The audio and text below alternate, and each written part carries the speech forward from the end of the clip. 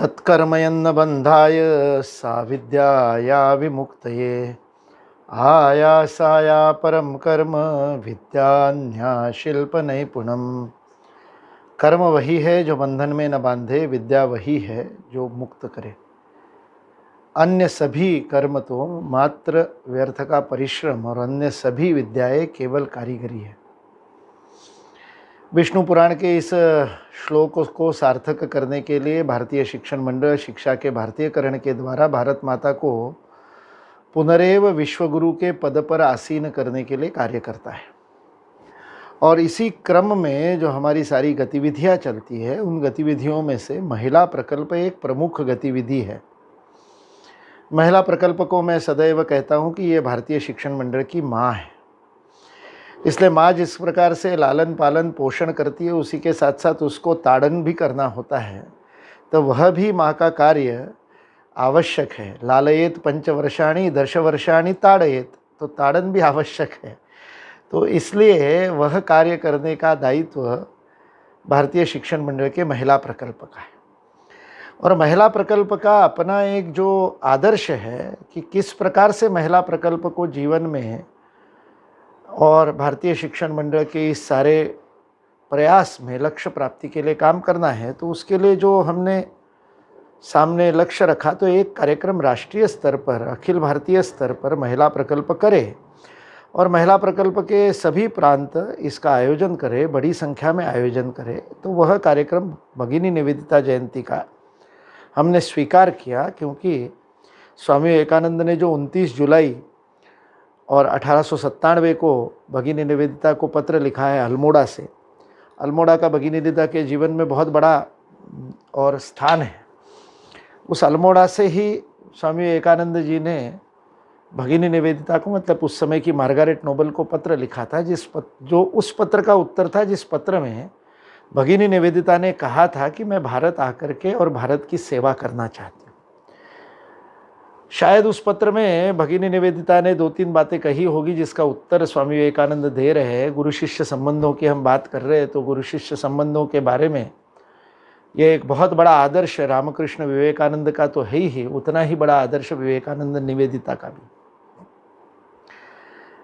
भगिनी निवेदिता के लिखे हुए पत्र को यदि हम पढ़ते हैं भगिनी निवेदिता के कंप्लीट वर्क्स में, तो उसमें उसने आने के लिए जो कहा था, वो बड़ी सिंह गर्जना के समान सेवा करने के लिए आ रही थी, किंतु उसका जो एक स्वाभाविक पौरुष था, स्वाभाविक पराक्रम था, स्वाभाविक सिंहत्व था, वह उस पत्र में प्रकट होता है। और वो स्वामी विवेकानंद जी को भी कहती है कि आप भी स्पष्ट बताइए, बी फ्रैंक विथ मी, ये उसके शब्द है कि मेरे आने से कुछ लाभ होगा कि नहीं होगा। तो मानो भारत के ऊपर एहसान कर रही है, कुछ उपकार कर रही है, यहाँ आकर के कुछ भारत को बहुत कुछ देगी, इस आविर्भाव से उसका लिखा हुआ पत्र है। और स्वामी विवेकानंद ने 27 जुलाई को एक पत्र लिखा और फिर 29 जुलाई को दूसरा पत्र लिखा। पहला पत्र सामान्य सा पत्र है। स्वामी जी ने कहा, मैं थोड़ा जल्दबाजी में हूँ, अभी प्लेन्स में आया नहीं हूँ, पहाड़ियों में हूँ, इसलिए तुम्हारे इस पत्र के उत्तर में केवल नोट के रूप में लिख रहा हूँ। तो उसमें 2-4 बातें लिखी और उसमें ये फ्रैंकनेस की बात स्वामी विवेकानंद ने बहुत सुंदर लिखी। स्वामी विवेकानंद ने कहा, ये तो आध्यात्मिक जीवन की और अंतिम अभिलाषा होती है, आकांक्षा, अभिप्सा होती है कि अंदर बाहर सब एक हो जाए। और जब व्यक्ति निष्कपट हो जाता है और अंदर बाहर पूरी तरह से ट्रांसपेरेंट हो जाता है, पूरी तरह से पारदर्शी हो जाता है, तो फिर फ्रैंकनेस की बात ही नहीं रहती। फ्रैंकनेस तो कई बार दिखावटी भी होता है। और स्वामी विवेकानंद जी ने उसमें कहा है कि पूर्व की जो एक अपनी विनम्रता है, उस विनम्रता का त्याग करते हुए भी मैं स्पष्टता को स्वीकार करता हूँ। बड़ा अद्भुत वो पत्र है। लेकिन 29 जुलाई का पत्र और भी जोरदार है। वह मार्गारेट नोबल को कह रहा है कि तुम यहाँ आकर के क्या कर लोगी, यहाँ के लोग तुमको स्वीकार भी नहीं करेंगे। उन्होंने कहा है कि जोसेफाइन मैक्लिओड ने मुझे बताया कि तुम बिल्कुल यहाँ आने को तैयार ही हो, इसलिए ये पत्र जल्दबाजी में लिख रहा हूँ। पिछली बार मैंने उत्तर दे दिया था, लेकिन अब तुमको आने की इतनी जल्दबाजी है। हालांकि जल्दबाजी मतलब उस समय का जो सारा शिप से वगैरह आने का था, तो आते आते 17 मार्च 1898 हो गया भगिनी निवेदिता को। लेकिन 29 जुलाई को स्वामी विवेकानंद ने बड़ा कठोर पत्र लिखा है। 27 जुलाई के पत्र में वो लिखते हैं कि आज आपके जैसी महिला की यहाँ आवश्यकता है, क्योंकि भारत की महिलाएं अभी तैयार नहीं हुई है, और जब तक भारत में महिलाएं तैयार नहीं होती तब तक आपको आना पड़ेगा। इस प्रकार की बात लिखी है। लेकिन 29 जुलाई को वो लिखते हैं कि तुम जिस भाव से आ रही हो उस भाव से नहीं चलेगा। उन्होंने शब्द लिखे हैं, I needed a woman and not a man to work for women of India. Bharat की महिलाओं को काम करने के लिए या महिला की आवश्यकता है, पुरुष की नहीं।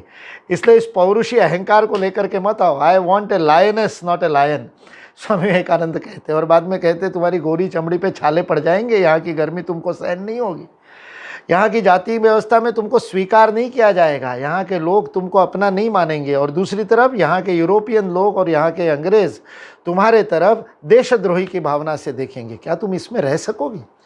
बड़ा इतना कठोर पत्र है। क्या गुरु शिष्य का संबंध होता है? गुरु कितनी प्रखरता से, कितनी स्पष्टता से शिष्य को और प्रताड़ित कर सकता है। इसलिए मैंने जो मातृत्व के गुणों की बात की, तो गुरु का सर्वोच्च आदर्श मातृत्व है, और मातृत्व का आदर्श लालन पालन के साथ ताड़न भी है। ताड़न भी करना पड़ता है, और वह ताड़न से शुरुआत हुई है। मार्गारेट नोबेल यह निवेदिता बनने की ओर जो आगे बढ़ी है, और उसके लिए जो स्वामी विवेकानंद ने बड़ा कठोर परिश्रम किया है, जितना परिश्रम संभवतः निवेदिता का परिश्रम और अधिक था, कष्ट भी बहुत अधिक था, किंतु विवेकानंद का भी उसको धारण करना, लगभग गर्भ धारण करने के समान धारण करना शिष्य के रूप में, वह भी कोई कम नहीं था।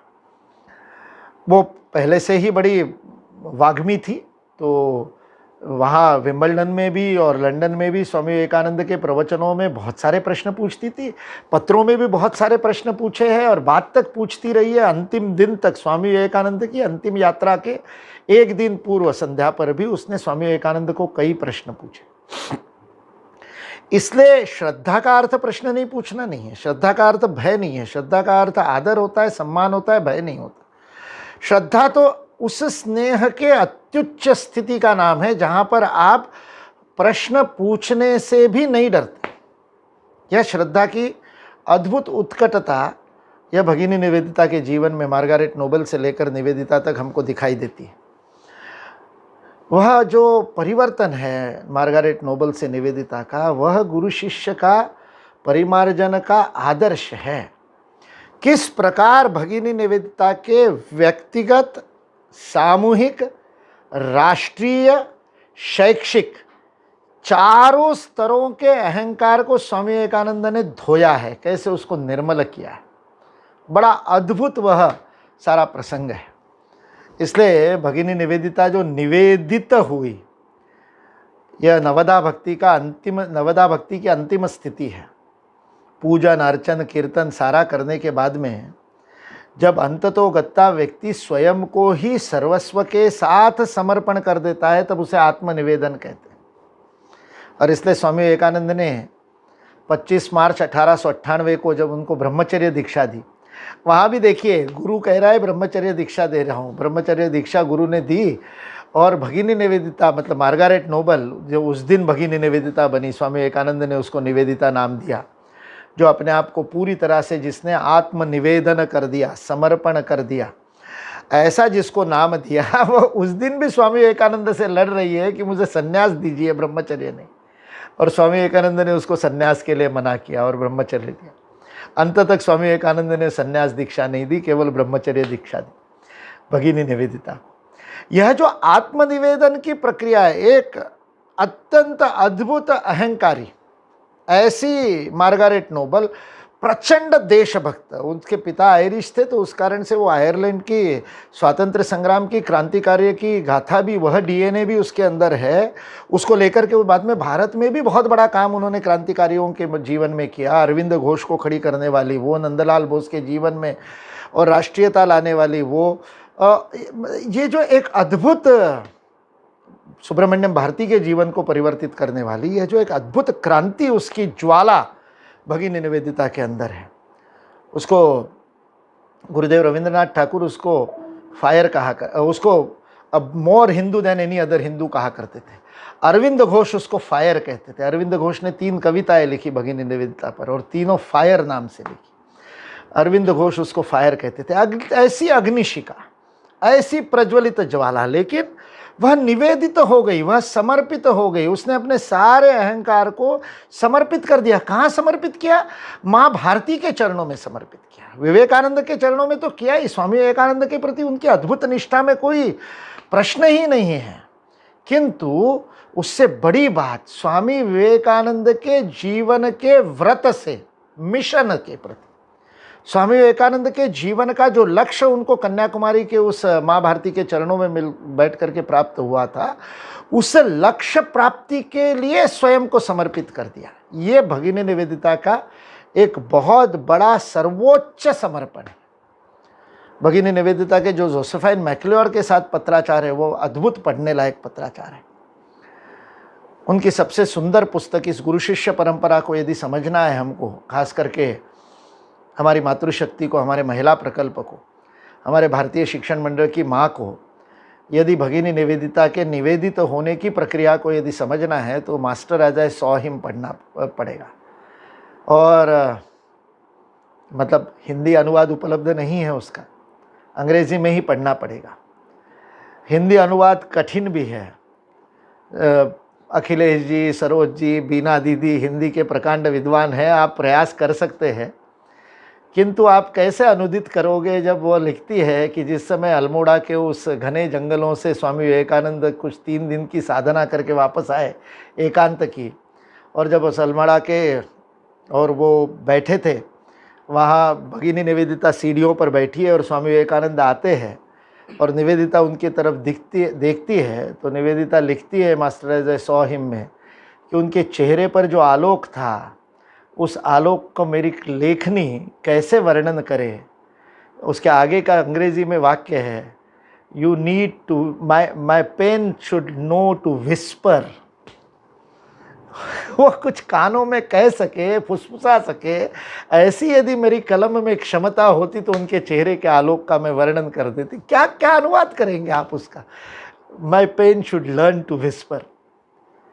स्वामी विवेकानंद के उस अद्भुत अनुभूति को जिसने साक्षात किया उस अमरनाथ की यात्रा में, वह प्रसंग है। वो 7 दिन जो अल्मोड़ा के, उन 7 दिन के अल्मोड़ा में वास्तविकता में उनकी मतलब दीक्षा तो पहले हो गई थी, निवेदिता नाम तो पहले मिल गया था, लेकिन उनको निवेदिता स्वामी विवेकानंद ने अल्मोड़ा में बनाया। और एक छोटी सी बात, गौ माता को देख करके, गाय को सड़क पर घूमता हुआ देख करके, और किसी छोटी सी बात पे है, और भारत के बारे में कुछ ऐसे ही थोड़े से हीन शब्द निवेदिता के मुख से निकल गए।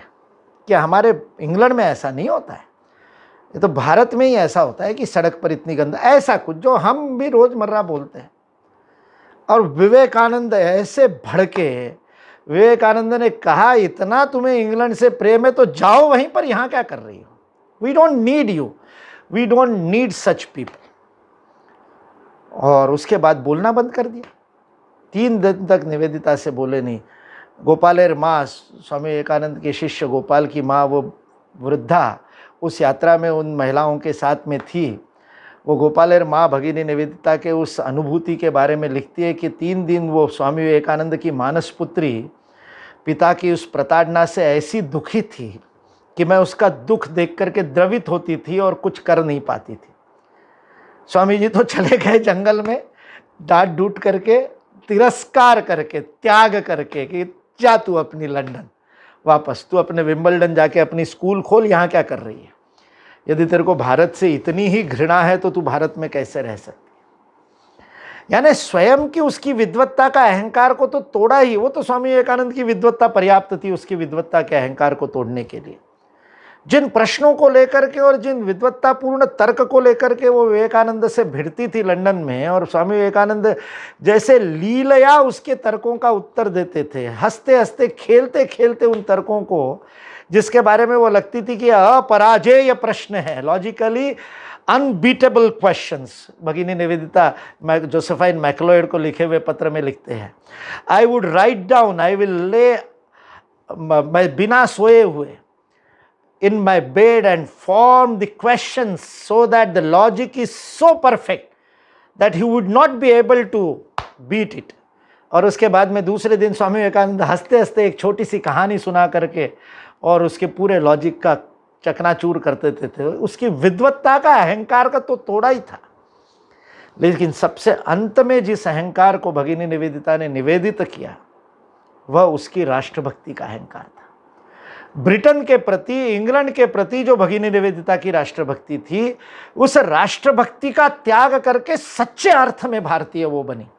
और इसलिए भारतीय शिक्षण मंडल के लिए वो परिवर्तन के 7 दिन बहुत महत्वपूर्ण है, क्योंकि हम सब भी तो, डॉक्टर गुमास्ता ने जिस 1835 की शिक्षा पद्धति की बात की, हम सब भी तो उसी के मारे हुए हैं, हम सब भी तो इसी के पढ़े हुए। इसलिए तो अतुल जी और नीलम जी बिना पीएचडी के मेरे को डॉक्टरेट दिए जा रहे हैं तो क्योंकि हमको लगता है कि विद्वान होगा तो डॉक्टरेट तो होनी चाहिए, पीएचडी तो होनी चाहिए। उस मैकॉले की पद्धति से ही हमारे खोपड़ी का डीमैकोलाइजेशन हुए बना, भारतीय शिक्षण मंडल के कार्यकर्ताओं का डीकॉलोनाइजेशन हुए बिना हमारे बुद्धि में बैठा हुआ मैकॉले जब तक नहीं जाएगा तब तक हम शिक्षा का भारतीयकरण कहाँ से करेंगे।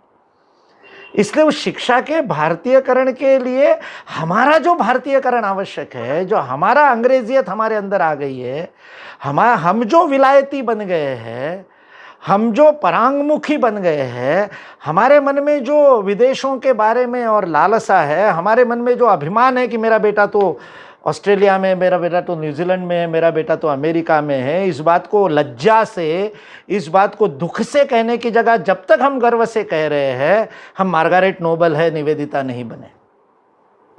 इसलिए मार्गारेट नोबल से निवेदिता की यात्रा उस अल्मोड़ा के 7 दिनों में छुपी हुई है। निवेदिता नाम उससे पहले मिल गया, किंतु उसके बाद सन 1900 के बाद में वो जो यात्रा हुई है, अमरनाथ की यात्रा, उस यात्रा में भगिनी निवेदिता का अंतिम कवच, मार्गारेट नोबल का ढा और भगिनी निवेदिता का प्रस्फुटन, जैसे कोश में से तितली बाहर निकलती है, लार्वा अंदर जाती है और उस लार्वा तितली बन करके सप्तरंगों के और अपने पंखों को और उघाड़ करके पूरे आकाश में स्वच्छंद विचरण करने के लिए निकलती है, वो काम उन 7 दिनों में हुआ है। और वो पीड़ा, वो प्रसव पीड़ा जो विवेकानंद ने सही, वो प्रसव पीड़ा के समय की वह नाल कटने की यातना जो मार्गारेट नोबल ने सही, और उस नाल कटने के कारण उस नाभि में जो केंद्र बना वो भारतीयता का केंद्र बना। और उसके बाद जब स्टेट्समैन में किसी अंग्रेज़ का भारत के बारे में लेख आता है और उस लेख के उत्तर में भगिनी निवेदिता 3 लेख स्टेट्समैन में लिखती है, और जिसको अद्वैत आश्रम ने, रामकृष्ण मठ ने एग्रेसिव हिंदुइज़्म, और बहुत बहुत धन्यवाद रामकृष्ण मिशन को, बहुत जगह पर हिंदू शब्द से उनको बड़ा कठिनाई हो जाती है, लेकिन इस भगिनी निवेदिता के लेख का उन्होंने शीर्षक नहीं बदला है। उस लेख का शीर्षक है एग्रेसिव हिंदुइज़्म। प्रत्येक को पढ़नी चाहिए, छोटी सी 10 रुपए की पुस्तिका है, इसका हिंदी अनुवाद हुआ है, हमारे ग्वालियर के सुरेश चंद्र शर्मा जी ने किया है। अद्भुत पुस्तक है हिंदुत्व को जानने का, और एग्रेसिव, बड़ी कठोरता के साथ भगिनी निवेदिता ने हिंदुइज्म को डिफेंड किया है एक यूरोपियन के द्वारा लिखे हुए लेख के उत्तर में। वो एक अद्भुत पुस्तिका है, और वो भगिनी निवेदिता की उस पुस्तिका की पृष्ठभूमि अल्मोड़ा के उन 7 दिनों में है, जहाँ पर स्वामी विवेकानंद ने उसके ब्रिटिशत्व को, उसके आयरिश ओरिजिन को, उसके इंग्लैंड के प्रति आस्था को समाप्त करके उसको पूरी तरह से भारत के प्रति समर्पित कर दिया। इसलिए जब आजकल जिसको शारदा विद्या मंदिर कहते हैं, उस बालिका विद्यालय की स्थापना भगिनी निवेदिता ने जब कलकत्ता में की, तो उसको करने के बाद घर घर जाकर के महिलाओं को, बच्चियों को मांग करके वह एडमिशन दिलाती थी। गुरुदेव रविंद्रनाथ ठाकुर के घर में भी गई थी और गुरुदेव को कहा कि गुरुदेव के परिवार में जो छोटी बच्ची थी, उनकी भतीजी या उनके भाई की पोती, उसको कहा कि उसको आप विद्यालय में प्रवेश दीजिए। और भगिनी निवेदिता को उस छोटी बच्ची का हाथ सौंपते हुए रविंद्रनाथ ठाकुर के मुख से भी शब्द निकल गए कि इसको अपने जैसी मेम बनाना, और भगिनी निवेदिता ने उस लड़की को वापस दे दिया। यदि मेम बनाना है तो किसी क्रिश्चियन मिशनरी के स्कूल में भेजो, यदि इसको सीता, सावित्री, दमयंती बनाना है तो मेरे विद्यालय में भेजो। और उसके बाद गुरुदेव लिखते हैं, she was more Hindu than any other Hindu ever born. कभी भी पैदा हुए किसी भी हिंदू से अधिक हिंदू वो बनी। वह जो भारतीयत्व की यात्रा है निवेदिता की, वह निवेदिता का जो भारत माता के प्रति समर्पण है, तब वो शारदा माँ की खोखी बनती है। बंगाली में पुत्री को खोखी कहती है, बेटी को लाड़ से खोखी कहती है। 17 मार्च को भारत में आते ही पहली भेंट में ही माँ शारदा ने इस बेटी को अपना लिया और माँ शारदा के अपनाने के कारण रामकृष्ण मठ के कई सारे श्री रामकृष्ण के ऐसे शिष्य, जिन शिष्यों के मन में एक यूरोपीय परधर्मी स्त्री को स्वीकार करने में किंतु था, पर माँ शारदा ने जिसको स्वीकार कर लिया उसको कौन नकार सकता है। इसलिए स्वामी विवेकानंद के समाधि के बाद में पूरे दिन भी नहीं हुए थे क्रियाकर्म के और भगिनी निवेदिता को रामकृष्ण मठ छोड़ना पड़ा था, किंतु माँ शारदा ने कभी नहीं निवेदिता का त्याग किया। माँ शारदा ने सदैव निवेदिता को अपने साथ रखा। दार्जिलिंग में भगिनी निवेदिता की समाधि है और दार्जिलिंग की उस समाधि के ऊपर स्वामी अभेदानंद जी ने वहाँ पर रामकृष्ण वेदांत मठ की स्थापना की थी। उस स्वामी अभेदानंद जी ने जहाँ पर अस्थियाँ भगिनी निवेदिता की उस समाधि में है, उन अस्थियों के ऊपर लिखा है, यहाँ भगिनी निवेदिता की अस्थिका है जिसने अपना सर्वस्व भारत को दे दिया। यह निवेदिता के निवेदन का अंतिम स्वरूप है, जो गुरु शिष्य परंपरा का अंतिम स्वरूप है। जब गुरु को स्वीकार करता है शिष्य, तब केवल गुरु के व्यक्तित्व को स्वीकार नहीं करता, तब केवल गुरु के और व्यक्तित्व के प्रति तो वो अद्भुत, उसने स्वामी विवेकानंद को जोसेफाइन मैकलॉयड और उनके पत्र जब आप पढ़ते तो बड़ा अद्भुत वो पत्राचार है। वो स्वामी विवेकानंद को लायन कहते थे, स्वामी विवेकानंद को प्रिंस कहते थे। वो जोसेफाइन मैकलॉयड को वो लिखती है, the Prince was in very different mood today. ये भगिनी निवेदिता के शब्द है स्वामी विवेकानंद के बारे में। तो इसलिए स्वामी विवेकानंद के प्रति, उनके व्यक्तित्व के प्रति उनके मन में निष्ठा का तो एक अलग अध्याय है भगिनी निवेदिता के जीवन में। किंतु स्वामी विवेकानंद के मिशन, जीवन ध्येय और जीवन व्रत के प्रति जो उसका समर्पण है, वो उसका वास्तविक निवेदन है। वह भगिनी निवेदिता के निवेदिता बनने की कथा है और वो भारतीय शिक्षण मंडल का काम है।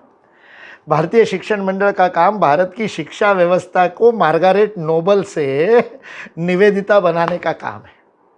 शिक्षा व्यवस्था का निवेदन करना है। अरुणा दीदी ने कहा राष्ट्रीय शिक्षा नीति में बहुत सारी बातें आ गई है, कागज पे तो आ गई है, लेकिन वास्तव में आने के लिए बहुत कष्ट करना पड़ेगा। ये प्रसव पीड़ा है और महिला प्रकल्प की माताओं के अलावा और प्रसव पीड़ा को और अच्छे से कौन जान सकता है। हम तो केवल कल्पना ही करते हैं।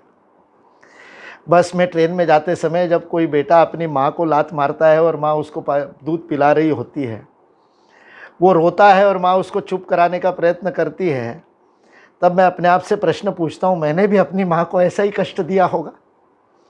माँ ने क्या कष्ट सहन किए होंगे उसकी तो हम तो पुरुष तो केवल कल्पना ही कर सकते हैं। आप में से जो माताएं हैं, उन माताओं ने उस प्रसव पीड़ा को सहा है। विवेकानंद और निवेदिता के संबंध उस प्रसव पीड़ा के संबंध है। मार्गारेट नोबल का गर्भ धारण करके निवेदिता को जन्म देना विवेकानंद की प्रसव पीड़ा है, जो उस अल्मोड़ा में घटित हुई। गोपालेर माँ ने और निवेदिता ने तो अपनी पीड़ा को और लेखनी से शब्दबद्ध किया है, master as I saw him में। विवेकानंद की पीड़ा की तो केवल कल्पना की जा सकती है।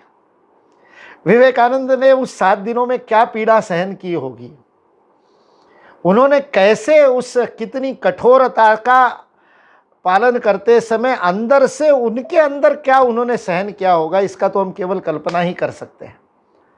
और उस समय उन्होंने कुछ अपने शिष्यों को लिखे हुए पत्र हैं, उन्होंने उस समय लिखे हुए पत्र में स्वामी ब्रह्मानंद जी को लिखा है और उन पत्रों में स्वामी विवेकानंद की वह पीड़ा समझ में आती है।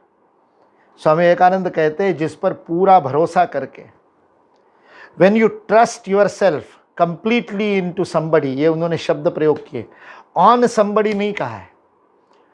मैं उस विक्टोरियन इंग्लिश में into somebody, trust into somebody का अर्थ समझने का प्रयत्न कर रहा था। अनुवाद उस समय की भाषा का इसलिए भी कठिन है निवेदिता की, कि अभी संदर्भ बदल गए। आजकल ट्रस्ट इनटू समबडी ये शब्द प्रयोग ही नहीं होता अंग्रेजी में, आज की अंग्रेजी में। You trust on somebody, trust on somebody is so external, इतना ऊपरी है किसी पर विश्वास करना, किसी में विश्वास करना। स्वामी विवेकानंद उस समय मार्गारेट नोबल में किए हुए अपने विश्वास पर प्रश्न चिन्ह खड़ा कर रहे हैं, अपने सिलेक्शन पर प्रश्न चिन्ह खड़ा कर रहे हैं। इसलिए वो 7 दिन की स्वामी विवेकानंद की प्रसव पीड़ा को भी गुरु शिष्य संबंधों में समझने की आवश्यकता है। तब निवेदिता का जन्म होता है और तब वो Nivedita cradle tales of Hinduism लिखती है। पालने में जो भारत में कथाएं सुनाई जाती है उसको भगिनी निवेदिता ने इतने सुंदर तरीके से लिखा है। आपके घरों में जो अंग्रेजियत से भरे हुए बच्चे हैं उनको पढ़ने को दीजिए जिनको आजकल अपनी मातृभाषा में नहीं पढ़ना जमता है, अंग्रेजी में ही पढ़ते हैं, उनको भगिनी निवेदिता की भाषा समझ में आएगी, क्योंकि उन्होंने श्रवण की कथा, क्योंकि उन्होंने ध्रुव की कथा और क्योंकि उन्होंने प्रहलाद की कथा उस समय के ब्रिटिश ऑडियंस के लिए लिखी है, उस समय के यूरोपियन ऑडियंस के लिए लिखी है। उस समय जितना महामूर्ख यूरोप का ऑडियंस था भारतीयता के बारे में, उतनी आज की हमारी अंग्रेजियत से भरी हुई पीढ़ी हो गई है। इसलिए जो बातें विवेकानंद ने उस समय अमेरिका को बताई और जो निवेदिता ने यूरोप को बताई, वो बातें आज हमारी भारत की इस अंग्रेजियत से भरी हुई पीढ़ी को, जिनको 49 हिंदी में समझ में नहीं आता, अंग्रेजी में बताना पड़ता है, उस पीढ़ी को बताने के लिए प्रहलाद और ध्रुव पढ़ाना हो तो क्रेडल टेल्स ऑफ हिंदुइज्म पढ़ाइए। और आपको यदि हिंदुत्व पर उठने वाले हर दिन अखबारों में आने वाले लेखों में हिंदुत्व पर उठने वाले प्रश्नों का समाधान चाहिए, आपको यदि टीवी पर होने वाली बहस में खड़े होने वाले हिंदुत्व और दिवाली के अवसर पर हमारी सनातन परंपराओं पर प्रश्न चिन्ह खड़े किए जाने वाले सुप्रीम कोर्ट के डिसीजन से यदि हिंदुत्व पर आपको शंका हो रही हो और उसको आपको यदि समझना हो तो वेब ऑफ हिंदू लाइफ पढ़िए। भारतीय जीवन के जाल को भगिनी निवेदिता ने कितने अद्भुत शब्दों में और लिखा है। और ऑन एजुकेशन उनके कंप्लीट वर्क्स में 5वें वॉल्यूम में ऑन एजुकेशन है। मैं बहुत दिनों से मैंने उसको संदर्भ लिया नहीं था, पढ़ा नहीं था। आज मैं ढूंढ रहा था नोट्स ऑन एजुकेशन, तो नोट्स ऑन एजुकेशन पुस्तक मिली नहीं, तो फिर मैंने कंप्लीट वर्क्स के 5वें वॉल्यूम में मुझे ध्यान था तो वो मैंने ढूंढा। और जब उन्होंने वो सीसेम क्लब के लिए लिखे हुए नोट्स में पढ़ रहा था तो मुझे लग रहा था, अरे हम भारतीय शिक्षण मंडल में तो इसका अनुवाद करके वैसे के वैसे लेना चाहिए। आज एनसीएफ जिस टेक्सोनॉमी की बात कर रहा है, आज एनसीएफ में जिस प्रकार की शिक्षा नीति की बात करना है, भगिनी निवेदिता ने उस बात को बहुत स्पष्टता से कहा है। 3 आर के शिक्षण को लेकर के उसने कहा है कि भारत में जो शिक्षा व्यवस्था थी, they were not bent upon putting in information, they were more concentrated on developing the faculty। ज्ञान को प्राप्त करने के उपकरणों का विकास कर लेने से ज्ञान प्राप्ति अपने आप हो जाएगी। ये जो हम भारतीय शिक्षण मंडल में जो लर्निंग के तरफ, अध्ययन केंद्रित शिक्षा नीति की तरफ जाना चाहते, भगिनी निवेदिता ने आज से 125 साल पहले उस बात को इतने अद्भुत शब्दों में लिखा है। उन्होंने गुरुकुल की पद्धति को इतना सुंदर समझाया, from less known to more known, from unknown to known. इतनी सारी बातें भगिनी निवेदिता ने शिक्षा के बारे में लिखी। इसलिए शिक्षा के भारतीयकरण का आदर्श लेकर के काम करने वाले भारतीय शिक्षण मंडल को और उस भारतीय शिक्षण की मातृस्वरूप गतिविधि महिला प्रकल्प को भगिनी निवेदिता पर और बहुत अधिक कार्य करने की आवश्यकता है। आज के इस 7 दिन के आपके यज्ञ के समापन के अवसर पर आहुति देते समय आप लोगों से कुछ अपेक्षाएं करना चाहता हूँ। परिश्रम की अपेक्षा, तप की अपेक्षा, भगिनी निवेदिता के जीवन पर शोध पत्र लिखने की आवश्यकता। पीएचडी करवाइए, उसके इस परिवर्तन के उन 7 दिनों के ऊपर पीएचडी करवाइए, उनके शिक्षा विचारों के ऊपर करवाइए, उनके स्वतंत्रता आंदोलन में योगदान पर पीएचडी करवाइए। क्योंकि बहुत क्षमा याचना के साथ कहना पड़ता है, किंतु रामकृष्ण मठ और शारदा मठ ने, रामकृष्ण शारदा मठ ने उनके इस पक्ष को थोड़ा सा निर्लक्षित किया है। क्रांतिकारियों को जो उन्होंने जितना ज़बरदस्त सपोर्ट दिया था, जिस प्रकार का हैंड होल्डिंग, एक बहुत सुंदर लेख रामकृष्ण मिशन के प्रबुद्ध भारत नाम के उस मासिक में आया था कुछ वर्ष पूर्व, भगिनी निवेदिता के जीवन की अनछुई घटनाओं के ऊपर था। भगिनी निवेदिता स्वामी विवेकानंद के जाने के बाद में रामकृष्ण मठ का उस समय बेलूर मठ बन रहा था, उसके बाद भी स्वामी विवेकानंद थे, उस समय की बात है। बेलूर मठ बन रहा था, इसलिए ब्रह्मचारी कुछ अलग अलग जगह रहते थे। एक हॉस्टल में ब्रह्मचारी रह रहे थे और वहाँ भगिनी निवेदिता पहुँचती है और भगिनी निवेदिता वहाँ पहुँच करके और उनको कुछ कुछ प्रश्न पूछती है और उनको वो प्रश्न नहीं पता होते। तब भगिनी निवेदिता दूसरे दिन वहाँ ले जा करके उनको, उन सन्यासियों को जो ब्रह्मचर्य में है और सन्यासी बनने वाले हैं, स्वामी विवेकानंद के शिष्यों को अखंड भारत का मानचित्र देती है और उस अखंड भारत का मानचित्र उस हॉस्टल में लगाती है और कहती है प्रतिदिन इसके ऊपर ध्यान करो क्योंकि यह हमारा आराध्य है। वो कहती है ठाकुर रामकृष्ण परमहंस देव उसकी आरती एक दिन नहीं हुई तो चलेगा, लेकिन भारत माता पे ध्यान नहीं छोड़ना, यह अखंड भारत हमारा लक्ष्य है। इसलिए भगिनी निवेदिता का वाक्य है, यदि प्रत्येक भारतवासी प्रतिदिन 5 मिनट अखंड भारत की उस चित्र पर, उस रेखा चित्र पर, क्योंकि वो वंदे मातरम का वर्णन करते समय कहा करती थी कि ये जागृत देवी है, साक्षात देवी है भारत माता। यह कोई भूमि का खंड नहीं, यह कोई मृत्तिका खंड नहीं। उसने कहा it is not just soil and land, it is a living entity, it is a living deity. और उस प्रसंग को लिखने वाले उन सन्यासी ने, मैं नाम भूल गया, उस सन्यासी ने लिखा था कि जब 1.5 घंटे तक भारत माता के बारे में निवेदिता बोल रही थी और वो बांग्ला में बोल रही थी। इंग्लैंड से आने के बाद बांग्ला इतनी अप्रतिम बोलती थी, स्वामी जी ने एक सन्यासी को उनको बांग्ला सिखाने के लिए लगा रखा था।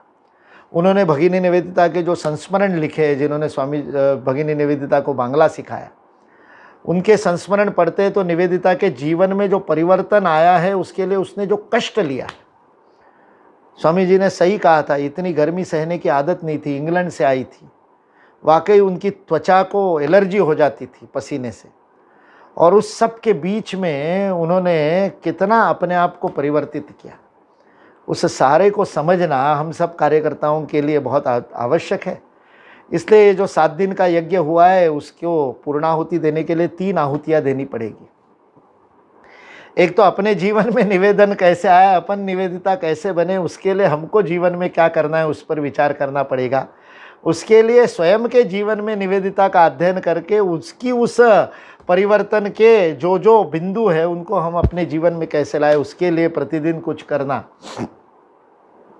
उसके लिए क्या कर सकते हैं, इस पर विचार करना चाहिए। दूसरा संकल्प जो मैंने कहा वह बौद्धिक स्तर पर, एकेडमिक स्तर पर भगिनी निवेदिता को लेकर के शोध करने की बात है। शंकरी प्रसाद बसु, आपके बंगाल के, दोनों बंगाल के प्रांत के लोगों को ये काम दीजिए। शंकरी प्रसाद बसु को बहुत बहुत धन्यवाद है, उनके कारण निवेदिता का साहित्य आज हमारे बीच में बचा हुआ है। उन्होंने भगिनी निवेदिता की जो जीवनी लिखी है वो बंगला में है, उसका अभी हिंदी और अंग्रेजी में अनुवाद नहीं हुआ। उन्होंने, शंकरी प्रसाद बसु ने भगिनी निवेदिता पे बहुत लेखन किया है, उसको अनुदित करने की आवश्यकता है। भगिनी निवेदिता के बहुत सारे पत्रों को, मैंने कहा बहुत कठिन है लेकिन फिर भी अनुवाद करने का प्रयत्न करना पड़ेगा। जहाँ नहीं हो वो वाक्य अंग्रेजी में ही लिख दो, फिर से वैसे ही रहने दो 1 आध वाक्य, लेकिन बाकी को अनुवाद करना आवश्यक है। मास्टर अजय 100 ही अनुवाद करना आवश्यक है ताकि भारत की सभी भाषाओं में भगिनी निवेदिता पहुंच सके। उनके क्रांतिकारी को, मैंने कहा, उनकी कविताओं के ऊपर, उनके साहित्य में योगदान के ऊपर, उनका रसग्रहण जो था, एस्थेटिक, सेंस ऑफ एस्थेटिक, सौंदर्य बोध के ऊपर, नंदलाल बोस के साथ जो उनका पत्राचार है, फिर जगदीश चंद्र बसु के साथ जो उन्होंने काम किया, और जगदीश चंद्र बसु की पूरे के पूरे जो रिसर्च पेपर जो जगदीश चंद्र बसु का जानबूझ करके इंग्लैंड में षड्यंत्र के अंतर्गत खो दिया गया था, उसको जगदीश चंद्र बसु के साथ बैठ करके शॉर्ट हैंड में लिख करके उन्होंने डिक्टेट किया, निवेदिता ने शॉर्ट हैंड में लिखा और उस पत्र को रिप्रोड्यूस किया, अपने मित्रों के माध्यम से रॉयल सोसाइटी में पब्लिश करवाया। कमला बसु जो जगदीश चंद्र बसु की पत्नी है, वह भगिनी निवेदिता को श्रद्धांजलि देते समय कहती है, निवेदिता न होती तो मैं बहुत जल्दी विधवा हो गई होती, क्योंकि जगदीश चंद्र बसु डिप्रेशन में आत्महत्या करने तक गए थे। यदि जगदीश चंद्र बसु आज हम जानते हैं, और उन्होंने सुपर कंडक्टिविटी को और न जाने कितने कितने क्षेत्रों को जगदीश चंद्र बसु का कुछ योगदान है, तो उसमें बहुत बड़ा श्रेय भगिनी निवेदिता का है। अरविंद जब जेल में गए, तब जेल में अरविंद थे, अलीपुर जेल में। उस अलीपुर जेल में अरविंद के रहते समय 1909 के उस घटनाक्रम के समय उनके द्वारा प्रारंभ किए हुए वंदे मातरम पत्र की एडिटर भगिनी निवेदिता थी। उनके जर्नलिज्म के विश्वविद्यालय में उनके एडिटोरियल स्किल्स के ऊपर लिखना चाहिए। उनके पत्र एडिटर को क्या क्या करना पड़ता है, पत्रकारिता, राष्ट्रीय पत्रकारिता कैसे होनी चाहिए, उसके ऊपर भगिनी निवेदिता के लेख हैं। ऐसा कौन सा विषय है जिसको भगिनी निवेदिता ने छुआ नहीं। भारतीय राष्ट्रीय कांग्रेस में उनका योगदान है, सुभाष चंद्र बोस के आंदोलन में उनका योगदान है, सचिंद्रनाथ लाहिड़ी को खड़ी करने वाली वो है, हेमचंद्र घोष को खड़ी कर, कितने नाम बताए जाए। खुदीराम बोस को हथियार पहुंचाने वाली वो है। इतना बड़ा उसका योगदान है, उसके ऊपर बहुत अधिक शोध करने की आवश्यकता है। और तीसरा संकल्प जो हम सब लोगों को साथ में लेने की आवश्यकता है, वह संकल्प है भगिनी निवेदिता की आध्यात्मिक यात्रा को निरंतर रखने की। उनकी साधना पक्ष को उन्होंने बहुत कम शब्दों में किंतु बहुत पत्रों में लिखा है। मैं कई बार नवयोगिनी तंत्र की बात महिला प्रकल्प के और प्राण विद्या परिचय वर्ग में भी कहता हूँ। भगिनी निवेदिता ने जो ब्रह्मचर्य की साधना की है, उस ब्रह्मचर्य की साधना में उन्होंने नवयोगिनी तंत्र के अनेक अभ्यास किए हैं। उन अभ्यासों को सजीव करके यह काम करने की आवश्यकता है। आइए हम सब लोग मिलकर इस निवेदिता जयंती के अवसर पर हमने जो ये उपक्रम किया और 7 दिन का ये जो ज्ञान यज्ञ चलाया महाकौशल प्रांत ने, और आज तो पूरा भारत इसमें जुड़ा हुआ है, पूरे भारत का महिला प्रकल्प जुड़ा हुआ है। हम अपने तप के द्वारा, अपने संकल्प के द्वारा पूर्णाहुति प्रदान करें और भगिनी निवेदिता से प्रार्थना करें कि वह हमें अच्छा शिष्य बनने का और अपने जीवन में पूर्ण निवेदन, आत्मनिवेदन करने का साहस, संबल, परिश्रम और अध्यवसाय, सबसे बड़ी बात परसिवियरेंस। कितने भी कष्ट आए, कितनी भी चुनौती आए, गुरु छोड़ करके चला जाए, उसके बाद भी उसके कार्य को न छोड़ने वाली निवेदिता, स्वामी जी के जाने के बाद भी उसको न छोड़ने वाली निवेदिता। भगिनी निवेदिता ने स्वामी ब्रह्मानंद जी को लिखे हुए पत्रों में स्वामी विवेकानंद की समाधि के बाद उनकी 4 दिन क्या मनस्थिति थी उसको लिखा है। स्वामी जी के जाने के बाद उनको लगा था जैसे मेरा जीवन ही समाप्त हो गया, और उसके बाद खड़े होकर के उन्होंने विवेकानंद के कार्य को वास्तविक अर्थ में किसी ने यदि आगे चलाया होगा तो भगिनी निवेदिता ने उनके कार्य को किया है। उस अध्यवसाय को भगिनी निवेदिता हमें प्रदान करे, हम पर कृपा करे, इसी प्रार्थना के साथ अपनी वाणी को विराम देता हूँ। जय हिंद।